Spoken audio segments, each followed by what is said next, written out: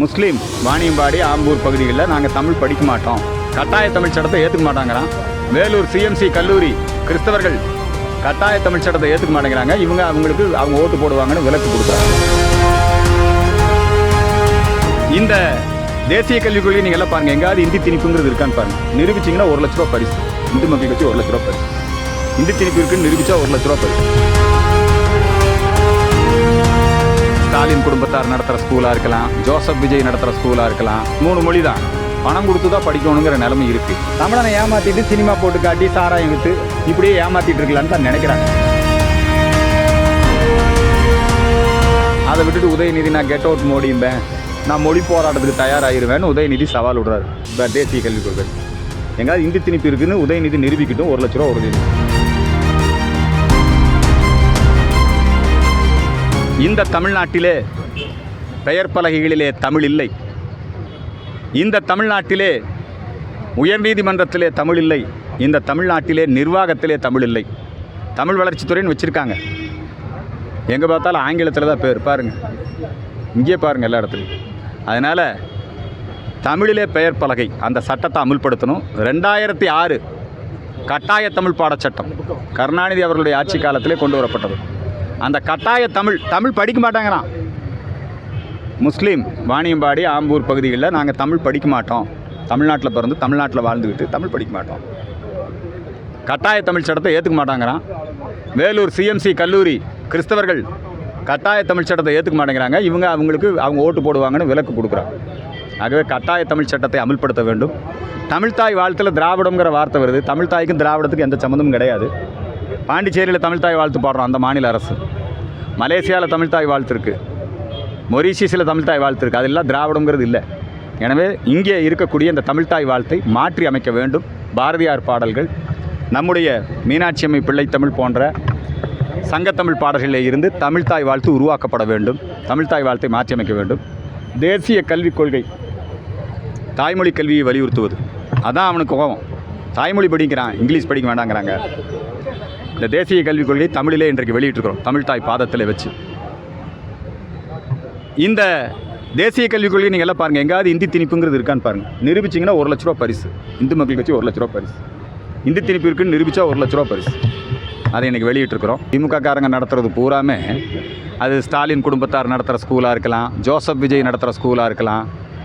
இவங்க எல்லாமே 3 மொழி தான், பணம் கொடுத்து தான் படிக்கணுங்கிற நிலைமை இருக்குது.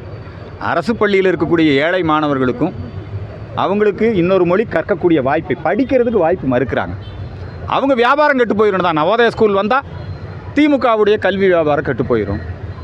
இவங்க கல்வி வியாபாரமாக பண்ணுறாங்க. சார், மும்மொழி கொள்கையினால் நம்ம வளர்ச்சி எப்படி இருக்கும்? இப்போ கேரளாவில், கர்நாடகாவில், ஆந்திரத்தில் எல்லாத்துலேயும் மும்மொழி கல்வி தான். அதில் அந்த மாநிலங்கள்லாம் நல்லா தான் வளர்ந்துக்கிட்டு இருக்கு.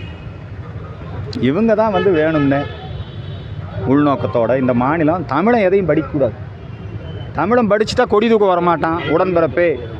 தமிழனை ஏமாற்றிட்டு சினிமா போட்டு காட்டி சாராயம் விற்று இப்படியே ஏமாற்றிட்டு இருக்கலான்னு தான் நினைக்கிறாங்க. அதனால் மும்மொழி கல்விக் கொள்கை நாடு முழுக்க ஏற்றுக்கொள்ளப்பட்ட கல்விக் கொள்கை.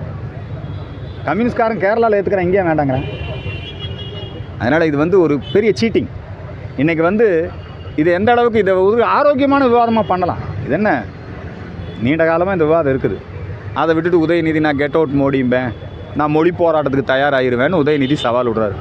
உன் மொழி போராட்டத்தை 1965 திமுக மொழி போராட்டத்தில் வன்முறையில் ஈடுபட்ட போது ஈவேரா என்ன தெரியுமா சொன்னார்?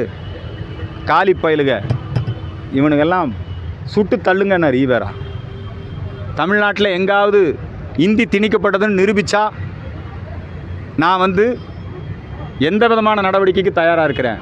தமிழ்நாட்டில் இந்தி திணிப்பு இல்லை.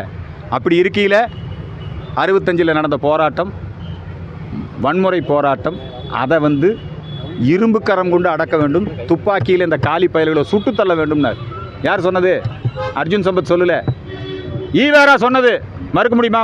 உதயநிதி வரலாறு பிடிச்சிருக்காரா? தெரியுமா அவருக்கு? அதனால் அவர் இந்திய எதிர்ப்பு போராட்டம் நடத்தினா அவர் நடத்த வேண்டியது தான். ஈவேரா பாணியில் நம்முடைய அரசாங்கம் நடவடிக்கை எடுக்க வேண்டியது தான். அதை விட்டுட்டு சும்மா வாய் சவடால் அரசியலுடைய தரத்தையே தாழ்த்தி விட்டார் உதயநிதி. கெட் அவுட் மோடிம்பியா நீ?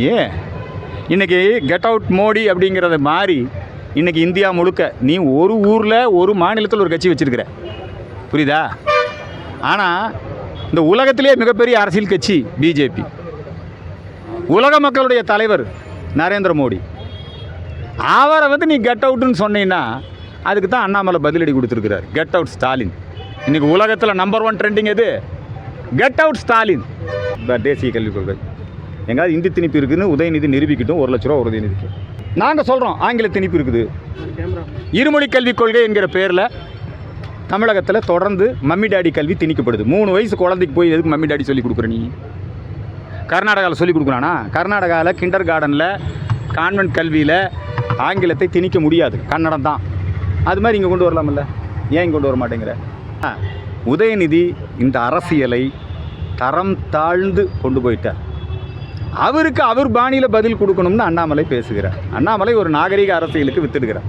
ஆனால் உதயநிதி என்ன பண்ணுறாருன்னா ரொம்ப கேவலமாக நடந்துக்கிறாரு.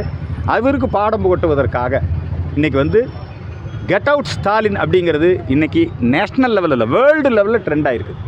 ஒன்று இருக்கிறாங்க. நீங்கள் மக்களுக்கு நல்லது செய்யணும்னா முதல்ல திமுக வீட்டுக்கு அனுப்புறதுக்கு எல்லோரும் ஒன்று சேருங்க. இதான் எங்கள் வேண்டும். சீமானே எதிர்க்கிறாரா சார்? யாரை? இந்த மும்மொழி கொள்கை வேணாம். சீமான் எதிர்ப்பாருங்க. அவர் மும்மொழி கொள்கை வேண்டாம் பாரு. அவர் ஒரு என்டர்டெயின்மெண்ட் தானே பேசிகிட்டு இருப்பார். அதுக்கு என்ன பார்த்துக்கலாம். சீமானே நாங்கள் சேர்த்திக்குவோம்.